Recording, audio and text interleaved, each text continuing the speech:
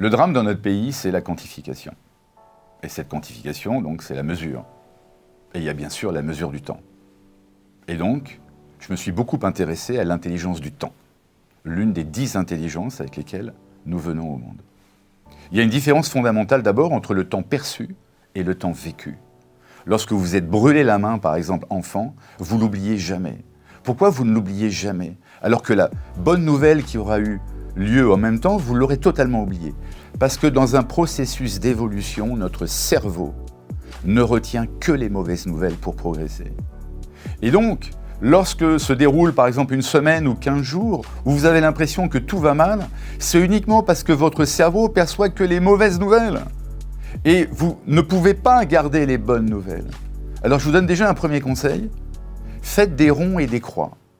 Tous les jours, avant de vous endormir, vous faites une croix si c'est une journée de et vous mettez un rond si c'est une belle journée. Et vous verrez à la fin du mois qu'en fait, vous avez à tout casser 5 ou 6 croix. Tout le reste, ce sont des ronds. Mais votre cerveau, encore une fois, va vous dire « Ouais, mais t'as une vie qui est dégueulasse, ça va pas, etc. » Ce n'est pas vrai. Donc déjà, le temps, c'est important de comprendre qu'il y a le temps perçu et le temps vécu. Ensuite, il faut apprendre à ne rien faire. Tout bouge quand on ne fait rien. Vous voulez un exemple? Vous prenez un verre d'eau, totalement immobile, vous mettez un tout petit peu de grenadine ou de pastis et vous attendez. D'après vous, de quelle couleur va devenir le verre d'eau au bout d'1 heure ou 2 heures? Il va être totalement teinté. Et bien pour vous, c'est pareil. Quand on ne fait rien, tout bouge. Et enfin, troisième conseil, il faut tenir compte de ce qu'on appelle le temps circadien. Le temps circadien, c'est quelque chose d'immuable depuis des milliers d'années. À savoir que de 8 heures du matin à midi, on passe par une cloche d'attention. Donc là, on peut faire des tâches rationnelles. On est vraiment... notre cerveau travaille très très bien. Et puis arrivé vers midi, d'ailleurs vous le sentez toutes et tous, vous avez le coup de pompe, vous bâillez.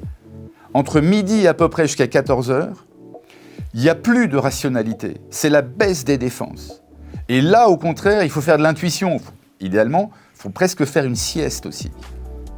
Donc là, il ne peut rien se passer en tâches rationnelles. Ensuite, ça remonte à partir de 14h, 15h. Et vous pouvez reprendre des tâches rationnelles, de la réflexion, voire, pour certains, ce qu'on appelle des oiseaux de nuit, jusqu'à 2 ou 3 heures du matin. Donc vous voyez que le temps, en fait, il est assez séquencé. Et une fois que vous tenez compte de ce temps circadien qui est là en nous depuis des milliers d'années. D'ailleurs, lorsque vous êtes en voyage, vous bâillez, par exemple, à 18 heures en fonction du décalage, c'est l'heure de la sieste en France. Donc, il faut vraiment tenir compte de ça dans l'intelligence du temps.